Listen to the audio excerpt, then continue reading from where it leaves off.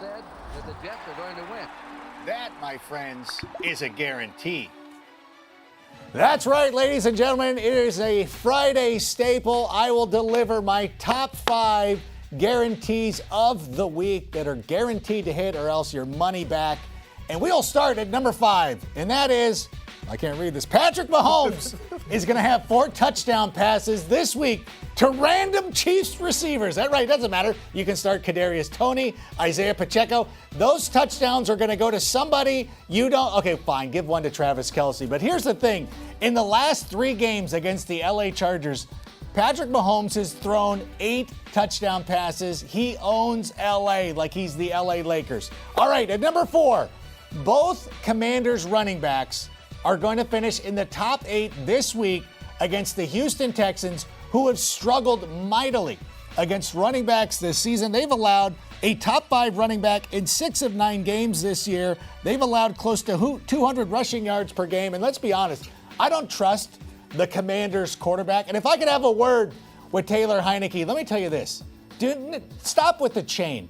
Kirk Cousins does the chain. It is unsightly to steal another man's bit, to take his signature move, to go.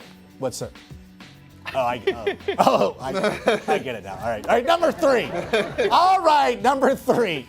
Vanilla Vic rushes for at least 40 yards against the Detroit Lions. I'm assuming Brian Dable likes to go out there and watch tape, and he saw what Justin Fields was able to do. Now, Daniel Jones is obviously not the athlete that Justin Fields is, but still has some running ability, as evidenced by the 2 touchdowns he had against the Bears a couple of weeks ago. And with Saquon Barkley rushing so well this year, that only sets it up for Vanilla Vic to go out there and do some damage on the ground. So look for him to have at least what is essentially a passing touchdown just based on his running ability. At number 2, Russell Wilson will have his best game of his Broncos career.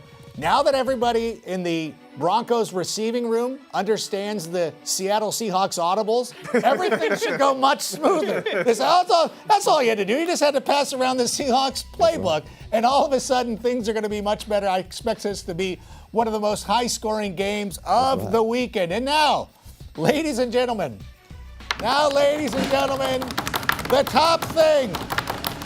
George Kittle scores at least 28 fantasy points against the Cardinals in Mexico City on Monday night.